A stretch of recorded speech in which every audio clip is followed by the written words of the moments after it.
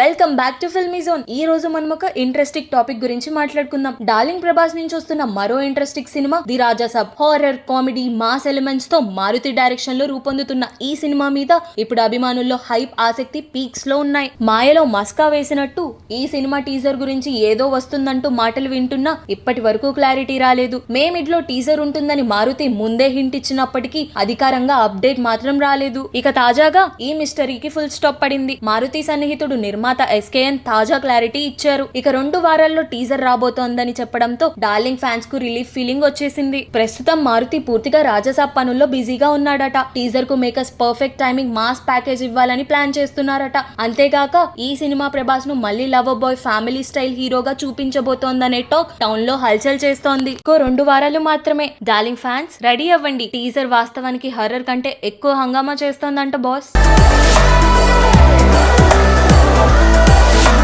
ఇంకా ఇలాంటి interesting videos కోసం డూ సబ్స్క్రైబ్ ఫిల్మీ జోన్.